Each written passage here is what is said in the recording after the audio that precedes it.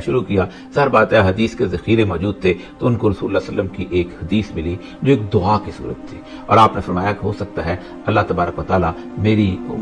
امت کی عمر میں آدھے دن کا اضافہ فرما دیں. اس کے اوپر پھر جب وہ قرآن پاک کی اس آیت پہ آئے انا یومن عند ربک کالف سنۃ ما تعدون کہ جس کے اوپر کہ میری تو اللہ کے نزدیک تمہارے شمار سے ایک دن 1000 برس کا ہے, تو اس سے انہیں اندازہ ہوا کہ 500 برس جو ہے وہ اس امت کی عمر ہو سکتی ہے مزید. تو یوں 1500 کے قریب جو ہے یہ بنتا ہے, اور آج 1400 اس وقت چل رہی ہے 1440, تو 60 سال کی پوری جو ہے وہ اس وقت باقی عمر جو ہے لگتا ہے کہ رہ گئی, جو ان احادیث کے باقی اللہ بہتر جانتا ہے. اس دوران ایک اور میں یہاں پر آپ کو حدیث آپ صلی اللہ علیہ وسلم کی, کو آپ صلی اللہ علیہ وسلم کا ایک معمول تھا کہ صبح کے وقت جو ہے آپ فجر کے بعد تشریف فرما ہوتے, اور آپ اس دوران آپ آ کے لوگوں سے پوچھتے کہ کسی نے کوئی خواب دیکھا ہے کہ نہیں دیکھا. تو اس دوران ایک روایت جو ہے یہ بڑی اہم روایت ہے جس کو یہاں بیان کیا جا رہا ہے, اور یہ ایسا خواب تھا کہ اس کے بعد آپ صلی اللہ علیہ وسلم کے چہرے کا رنگ متغیر ہو گیا, اور روایت آتی ہے کہ آپ نے اس کے بعد خواب دیکھنا پوچھنا چھوڑ دیے, بلکہ لوگ اگر کو بتاتے تھے تو آپ اس کی تعبیر بتا دیتے تھے. تو اس میں آپ صلی اللہ علیہ وسلم کی روایت, یہ ابو زمل رضی اللہ تعالیٰ کی روایت ہے کہ آپ نے فرمایا اپنا خواب بیان کرو. جب طویل خواب بیان کیا تو حضور صلی اللہ علیہ وسلم کا چہرہ مبارک متغیر ہو گیا. تھوڑی دیر میں آپ کی یہ حالت بدل گئی. آپ نے فرمایا سیدھے اور سچے راستے سے مراد تو وہ دین ہے جسے میں لے کر خدا کی طرف آیا, اور جس ہدایت پر تم ہو, اور اس میں ہرا بھرا سبز باغ جو تم نے دیکھا ہے وہ دنیا ہے, اور اس کی عیش و عشرت کا دل لبھانے والا سامان. میں اور میرے اصحاب تو اس سے گزر جائیں گے, نہ ہم اس میں مشغول ہوں گے اور نہ وہ ہمیں چمٹے گی, نہ ہمارا تعلق اس سے ہوگا نہ اس کا تعلق ہم سے, نہ ہم اس کی چاہت کریں گے نہ وہ ہمیں لپٹے گی. پھر ہمارے پاس دوسری جماعت آئے گی جو ہم سے تعداد میں بہت زیادہ ہوگی. ان میں سے بعض تو اس دنیا میں پھنس جائیں گے,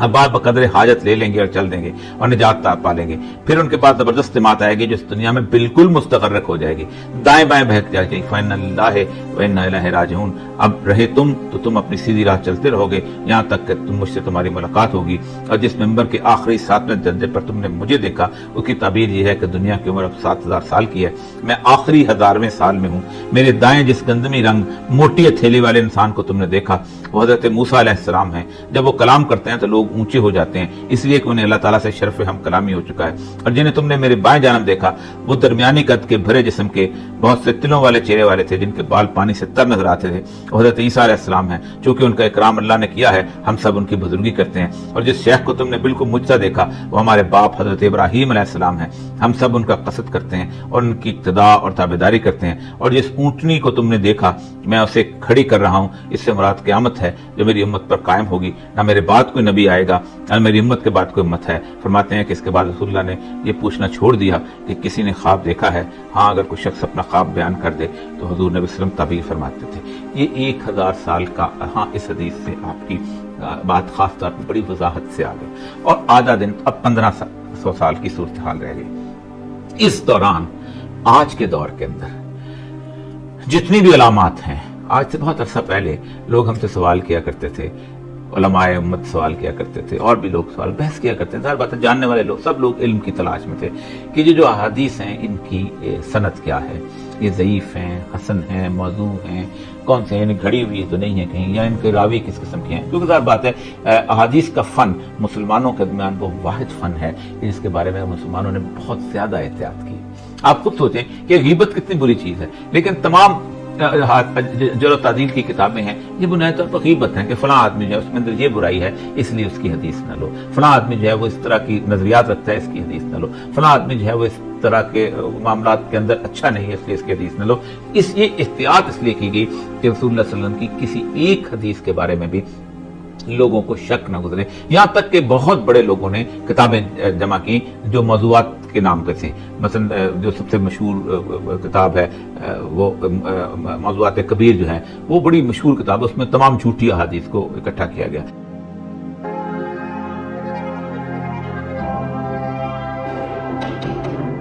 اسرائیلی روایات کو لوگوں نے اکٹھا کیا. تو یہ بڑی محنت کا کام ہوا ہے. اب ایسے حالات کے اندر وہ پوچھا کرتے تھے کہ کیا یہ علامات جو ہیں یہ ٹھیک ہیں کہ نہیں. لیکن گزشتہ 25-30 سال سے جو یہ دن قریب آ رہے ہیں یعنی 1425-30 کے بعد سے اب تو 1440 ہو گیا. اب حالت یہ ہو گئی ہے کہ وہ تمام علامات یوں لگتا ہے کہ جیسے کھل کے سامنے آ گئی ہیں. وہ تمام چیزیں جو ہیں وہ نظر آنا شروع ہو گئی ہیں کہ جن کا رسول اللہ صلی اللہ علیہ وسلم نے اپنی حدیث کے اندر انتہا دیا تھا. میں نے بار بار ان حدیث کا ذکر بھی کیا ہے اور ان کے بارے میں نے بتایا بھی ہے کہ کون کون سے علاقے اگر جنگ شروع ہونی ہوتی, اگر رسول اللہ صلی اللہ علیہ وسلم کی حدیث سے مخالف جنگ شروع ہونی تھی تو ملائیشیا میں ہو جاتی, انڈونیشیا میں ہو جاتی, بنگلہ دیش میں ہو جاتی, اور کچھ نہیں تو مسلمان پوری دنیا میں بہت جگہوں پہ پھیلے ہوئے ہیں. وہاں مسلمانوں کو دربدر کیا جا رہا ہوتا, وہاں مسلمانوں کو نکال دیا جا رہا ہوتا. امریکہ میں مسلمانوں کے ساتھ بہت نسل کشی کی صورتحال پیش آ رہی ہوتی. یہاں تک کہ کتنے مظلوم اور محکوم رہے ہیں مسلمان جو ہیں تاجکستان میں, ازبکستان, جس کو ماوراء النہر کہا جاتا ہے, جس سے آخری زمانے میں ایک لشکر نکلے گا. ایک لشکر خراسان سے نکلے گا اور ایک لشکر وہ ماوراء النہر سے بھی نکلے گا, جسے چیچنیا کا علاقہ کہا جاتا ہے, اور جسے جو تاجکستان اور ازبکستان اور کرغزستان کا علاقہ, یہاں سے بھی ایک لشکر امام مہدی کی اس کے نصرت کے لیے نکلے گا. تو اس وقت جو حالات بن رہے ہیں, یوں لگتا ہے کہ ان حالات کے حساب سے جو بہت قریب ہیں وہ دن, اور یہ کو جسے کہتے ہیں چٹکیاں بچاتے ہوئے دن گزرنے والے ہو جاتے ہیں. اس میں بہت سارے لوگوں نے بہت ساری ترتیب جو ہے اس حساب سے بھی دی ہے. مثلا جو ایک مشہور دجال والی حدیث ہے کہ اس کا ایک دن جو ہے وہ 1 سال کے برابر ہوگا, پھر ایک دن جو ہے اس کا 1 ماہ کے برابر ہوگا, پھر اس کے بعد ایک دن جو ہے وہ 1 ہفتے کے برابر, اور باقی جو دن ہیں وہ روزانہ کے حساب سے ہو گئے. اس میں بھی لوگوں نے تعبیر کر کے وقت نکالا ہے. میں اس میں زیادہ آپ کو الجھانا نہیں چاہتا اس معاملے کے اندر, لیکن ایک بات آپ کو یہ بتانا چاہتا ہوں کہ جو ترتیب زمانے کے حساب سے یہ 2019 کے حساب سے بہت سارے لوگ متفق ہو گئے کہ اس کے آخر میں یا اس سے لے کے 2020 کے آغاز سے لے کے ان معاملات کے اندر چیزیں جو ہیں آگے بڑھنا شروع ہوں گی. اور آپ کو خود اندازہ ہو جانا چاہیے کہ 2019 تک وہ علاقہ جس علاقے سے مسلمانوں کی سب سے بڑی نصرت کرنے والی فوج جائے گی, یعنی افغانستان, وہ اب مکمل طور پر ایک بہت بڑی عالمی قوت کے طور پہ ابھر رہا ہے. عالمی قوت وہ ہوتی ہے جو جنگ جیت جائے. عالمی قوت وہ نہیں ہوتی جس کو 25,000 30,000 یا 40,000 ایٹم بم ہو. 1988 میں جب روس جو ہے اس کو شکست ہوئی تھی تو اس کے پاس کم سے کم 25,000 ایٹم بم تھے. اس کے سپیس میں جہاز جایا کرتے تھے, وہ بہترین ٹیکنالوجی لگتا تھا, لیکن شکست کھا گیا تھا. ابھی امریکہ جو ہے اپنی تمام تر طاقت اور قوت کے باوجود شکست کھا گیا. بھرے ہوئے خزانے بھی ہوں, اور چنگیز خان اگر رونتا ہوا چلا جائے تو چنگیز خان جو ہے وہ بنیادی طور پر عالمی قوت کہلاتا ہے. شاندار قسم کی رومن امپائر ہو, لیکن ہنی بال جو ہے وہ وہاں سے اٹھے افریقہ کے اور رونتا ہوا چلے جائے تو وہ عالمی قوت ہوتا ہے. تو ایک عالمی قوت کے طور پر اٹھ رہے ہیں. یہی وہ خراسان کے لوگ ہیں جنہوں نے سیدنا امام مہدی کی نصرت کرنی ہے وہاں پر جا کے, کیونکہ مدینہ سے بھی امام مہدی جو ہے حالات خراب ہونے کی وجہ سے مکہ آ چکے ہوں گے, کیونکہ آپ صلی اللہ علیہ وسلم نے بتایا کہ جب بیت المقدس آباد ہوگا تو مدینہ ویران ہو جائے گا. تو ایک عالمی قوت آج نہیں تو کل, کل نہیں تو پرسوں آپ کے سامنے بڑی واضح طور پر نکل کے سامنے آ جائے گی. اور وہی وہ قوت ہے کہ جس نے وہاں سے بیٹھ کے لشکر روانہ کرنا ہے ہند کے لیے. وہی وہ قوت ہے جس کے جھنڈے جب بیت المقدس میں گاڑ دیے جائیں گے تو ان کو کوئی روکنے والا نہیں ہوگا. اس حالات کے مطابق جو لوگ کچھ لوگ تعبیریں کرتے ہیں